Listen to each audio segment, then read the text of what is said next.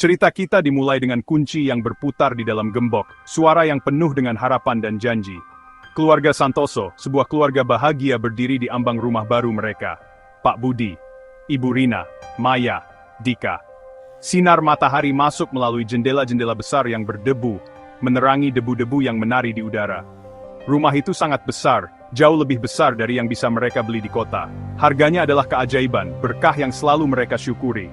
Taman yang luas, meskipun ditumbuhi semak belukar, menjanjikan pagi yang indah dan tempat aman bagi anak-anak untuk bermain. Maya langsung mengklaim kamar loteng dengan jendela melingkar, menghadap perbukitan hijau yang jauh. Dika, penuh energi, berlari dari satu ujung koridor ke ujung lain. Langkah kakinya berdebam keras di lantai kayu tua. Ibu Rina sudah merencanakan di mana perabot akan diletakkan. Mata batinnya mengubah ruang berdebu dan sarang laba-laba menjadi rumah hangat. Sepi chumba for family meeting tea.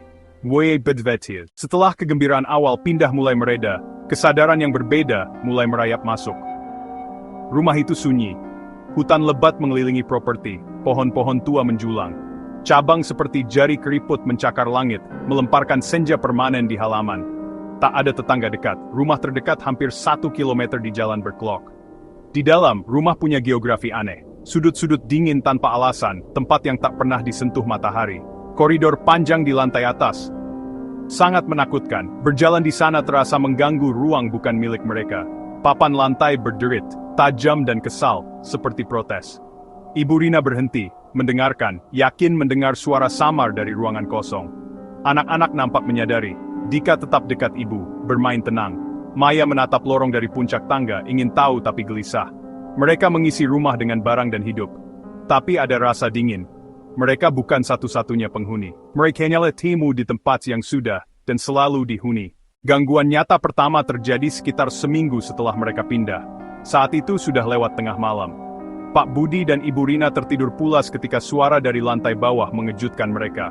Suaranya tidak keras, tapi jelas. Terdengar seperti dua orang sedang berbicara di ruang tamu. Suara mereka pelan dan serak. Rina mencengkeram lengan Budi, jantungnya berdebar kencang.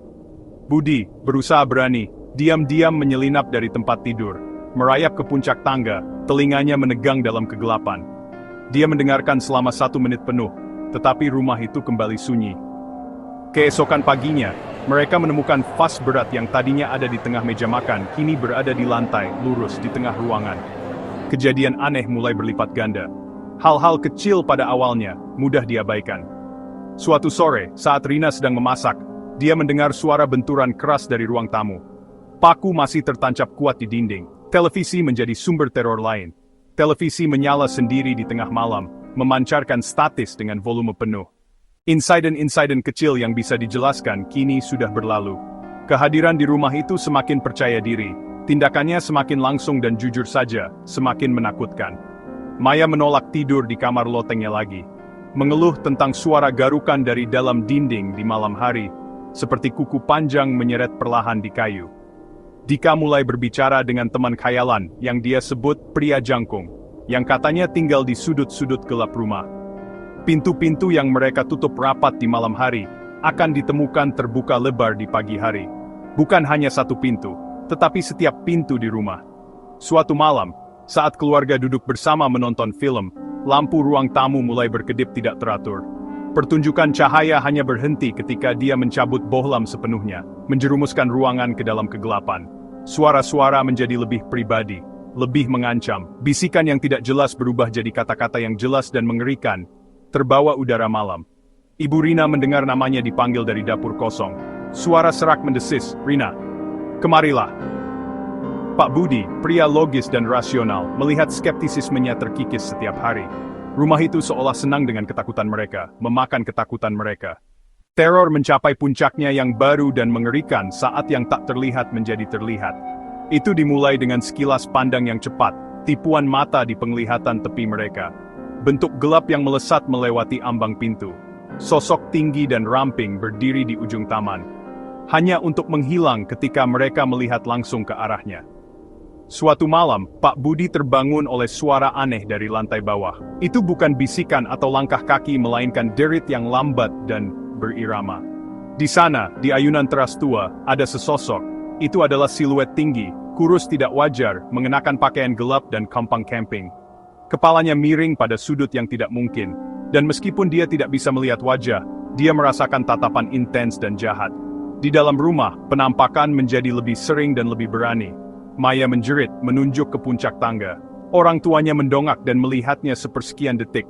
Seorang pria berdiri di sana, mengawasi mereka. Itu benar-benar hitam, kekosongan dalam bentuk seseorang, seolah-olah menyedot semua cahaya dan kehangatan. Keluarga itu hidup dalam teror dan siaga tinggi. Mereka berkerumun di satu ruangan setelah gelap, terlalu takut untuk sendirian. Mereka terlonjak pada setiap derit, setiap bayangan. Bayangan sekilas di pantulan cermin. Bentuk tinggi berdiri di sudut gelap sebuah ruangan.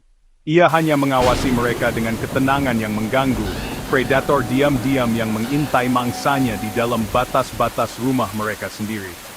Puncak penderitaan mereka, kejadian yang menghancurkan sisa keberanian terakhir mereka, bukanlah bayangan sekilas atau sosok yang jauh. Itu terjadi pada malam Selasa yang badai. Keluarga itu berkerumun di kamar tidur orang tua, mencoba menemukan kenyamanan dalam kedekatan mereka. Maya terjaga, matanya melirik gelisah ke sekeliling ruangan. Tiba-tiba, Maya terkesiap, tangannya terbang ke mulutnya. Matanya terpaku pada plafon tepat di atas tempat tidur mereka. Mama, Papa. Budi dan Rina perlahan, enggan, mengikuti tatapannya. Awalnya, mereka tidak melihat apa-apa selain plester putih polos di plafon. Tapi kemudian, saat mata mereka menyesuaikan diri, mereka melihatnya. Permukaan plafon tidak lagi rata. Itu melengkung ke bawah, meregang dan melengkung, seolah-olah beban berat sedang ditekan ke sana dari loteng di atas. Tonjolan itu tumbuh lebih besar, lebih jelas. Dan kemudian, fitur-fitur mulai terbentuk di dalam plester yang meregang. Hidung yang memanjang, rongga mata yang cekung dan kosong, mulut yang lebar dan menganga, terpelintir menjadi jeritan diam yang abadi. Sebuah wajah sedang mendorong jalannya menembus plafon. Itu pucat, abu-abu, dan teksturnya seperti tanah liat basah. Kemudian, salah satu rongga mata yang cekung perlahan berkedip. Retakan panjang dan gelap muncul, membentang dari sudut mulut yang menjerit ke arah mata. Debu halus plester mulai berjatuhan ke atas mereka, menutupi rambut mereka, menutupi wajah mereka. Itulah saat mantra kelumpuhan pecah.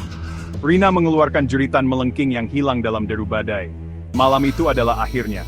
Tidak ada diskusi, tidak ada perdebatan. Keluar pintu depan ke dalam badai. Mereka bahkan tidak repot-repot menutup pintu di belakang mereka. Mereka berdesakan di mobil mereka. Basah kuyup, gemetar tak terkendali. Pak Budi mengemudi tanpa melihat ke belakang, kaki menekan pedal gas seperti dikejar iblis. Mengemudi selama 1 jam, berhenti di parkir motel 24 jam yang terang. Berkerumun di bawah selimut tipis, tidak ada yang tidur. Mereka berpegangan satu sama lain. Memutar ulang, wajah di plafon, bisikan, benda yang bergerak. Pria bayangan itu, rumah impian mereka menjadi mimpi buruk. Mereka tidak pernah kembali untuk barang-barang mereka, perabotan, pakaian, mainan, kenangan. Mereka meninggalkan semuanya. Mereka membiarkan bank menyita properti, mengirim pengacara untuk dokumen. Bagi rumah itu tidak ada bedanya. Rumah melahap kebahagiaan dan memuntahkan mereka. Di malam yang tenang, jika Anda mendengar saksama, Anda bisa mendengar ayunan teras berderit. Rumah menunggu, keheningan semakin dalam, rasa laparnya semakin kuat. Itu sedang menunggumu.